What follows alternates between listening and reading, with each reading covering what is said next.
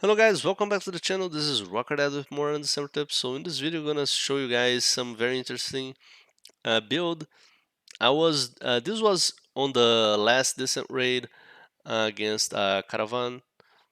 Now it's against Sikas, and but the whole team, the whole group was dead, and there was only this guy standing, and he just refused to die. And he wasn't very strong damage-wise. He wasn't doing a lot of damage. But the amount of damage that he was able to tank, I decided I'm gonna record this shit. Then I went to spec him to see what gear he was wearing, the his zodiac, his rune. So let's take a look at it because it's very entertaining. The video is sped up 3 times, so it doesn't take a long time. So let's watch Low Smash, and shout out to Low Smash.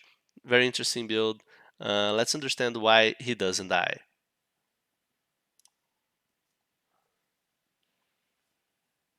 So as you can see here, he's just tanking the mobs, tanking the boss. It's not like he understands the mechanics and dodges damage. No, he just stands there and takes all the damage. You know. So I found that very because I was my build cannot tank so much damage, but this is a barrier build. So when myself and my teammates we watched this, we were like, okay, there's something there. There's something about barrier. We need to um, understand it better. So now let's take a look at his runes, the rest of his build to understand how Low Smash manages to be so tanky, how he can tank so much damage from the boss. So first thing we need to look at is the Pantheon skill rune. The Pantheon is going to he's going to activate it on hit because of this link rune here. He's also linking it to increase duration, so it lasts longer, and time acceleration, so it reduces the cooldown. So every time he gets hit, it activates Pantheon, and Pantheon is going to regenerate 6.6% of max barrier per second. The thing is, he has 6,000 barrier. It's a lot of barrier. And 1900, almost 2,000 mana, but look how his life is a very small. It's a small life, but he compensates that with a big barrier. He also has a tenacious regeneration, with at first sight I thought it didn't make a lot of sense because they share the same cooldown. So every time he's using Pantheon, he can't use tenacious regeneration. Pantheon is being activated on hit, and tenacious regeneration is in his skill bar, and it's being activated manually. The only thing that makes sense for me here is that he uses tenacious regeneration as a failsafe. So if he runs out of barrier and he needs and then he takes a big hit on life, then he can press activate tenacious regeneration. It's going to increase his max HP by almost 16% and increase his HP regeneration. So this is like a failsafe.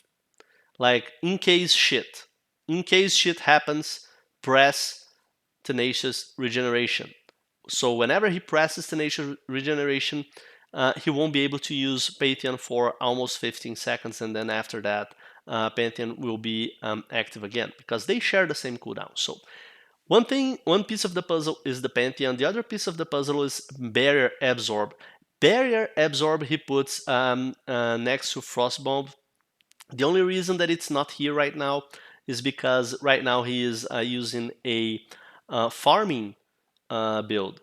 You can see that around his Frost Shock, he has increased gold gain, increased element drop chance, increased gold gain, increased essence drop. So he's right now running a farm build, and because of that, he doesn't need Barrier Absorb to farm.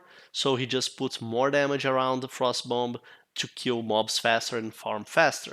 But whenever he's doing a hard content, like high level raid bosses or high level cards, then he will switch the weaker the weaker DPS link rune for barrier absorb, because he will need the survivability. So just so we run through everything, let's take a look at everything that he has around Frost Bomb. He has Element Master, Mana Storm, Persistence because he's not doing critical damage, so uh, there's no sense to use to try to go for critical damage if you're not ready yet. You need the right gear to do so. If you don't have all the right gear to do critical damage, to have a high critical rate, then just go with persistence. And that's what he did. And with that, he gets a lot of strike damage amplification. Quick cast. Quick cast is important because barrier absorb is going to give you 0.3% barrier absorb on spell hit. So every time you hit, you get more barrier. So the faster you attack, the better. Since he's doing strike damage every cast, every time he strikes, he's doing damage. So the faster he strikes, the faster he casts, the faster he does damage, and his DPS increases. So he wins 2 times with quick cast. He does more damage, and he increases his barrier faster. Frost Bomb is using the Origin Awakening, so that's giving him strike damage multiplier, multiplier dampening, and strike additional skill damage amplification. He is activating Frost Shock, and Frost Shock is sharing also element damage amplification, and he's putting around Frost Shock all these. Right now he's putting those farming link runes. I do believe that he uses strike and other runes like sharpness and everything that is on the side here, frost explosion, area of effect. So those link runes that you can see here that are not linked to anything, they are probably put in place when he removes the farming link runes, and he puts those around Frost Shock. He's also using Seal of Striking with Candor Essences. He has 11 Candor Essences on Frost Bomb. Frost Bomb cannot add any more Candor Essences. His Frost Bomb is with 1.1 million DPS, and he gets 2 extra levels because of 11 Candor Essences here. He has 5. This is not locked yet. He can put more. He increased 1 level of Seal of Striking, and I have seen this in other builds. People are adding only 1 slot to Seal of Striking and adding a lot of Candor Essences to that slot only. And then with that, they increase the level of dampen resource cost, and it reduces the cost of mana by doing that. So this is a win-win situation. The more Candor Essence that you put here, you can increase the level of Seal of Striking, and it gives you more damage bonuses, and it costs less to use the Seal of Striking. So this is interesting, and it's becoming, I'm not saying it's becoming a trend, but I'm seeing this in more builds. He's only using teleportation as movement skill. So this is his build. This is the runes. Let's take a look at Zodiac. He gets everything here on Cliff. So Cliff is going to give him a lot of stuff that he needs. It's going to give him cast speed, it's going to give him DPS, and it's going to give him spell hit rate. That's why he got everything here. The basic damage, a lot of damage. On Jam, he gets almost everything here. Didn't go for the element resist or the HP. I think it's the only ones that he felt were not necessary. At Seed, this is also basic for strike spellcasters. Then trait 5, element damage, barrier with element damage. Didn't push for the plus 6% barrier. Maybe he will get it later, because this is definitely useful for him. Mana HP, mana regen. Now here's the thing, he's getting a lot of mana because he needs mana. Those strike skills, those strike builds they that focus on cast speed or attack speed, the faster that you attack, the faster that you cast, the faster you drain your mana. So you need to regen your mana. And if he runs out of mana, his build breaks, because if he runs out of mana, not only he stops doing damage, he stops recovering his barrier, and he has a very low life, so he cannot stop recovering his barrier. Trait 6. See how he gets more cast speed, cast speed, cast speed, cast speed, and then he goes for the damage here. Trait 7. Damage, cast speed, damage on miss, hit rate. He also needs hit rate. You need to hit your opponent. Mana. 20% critical damage. Oh, he doesn't get that. Okay, I was about to say what? No, he doesn't go there. He just gets the mana regen here, then he goes up to 12% barrier. Nice. Then trade 8, because he's using one weapon, one-handed weapon, he gets DK and gets all those damages and cast speeds here. Then he goes to Shepherd, 15% damage against debuffed enemies and against enemies affected by its status effect. And here on Farmer, he goes to the right. To the left, you get HP. To the right, you get barrier.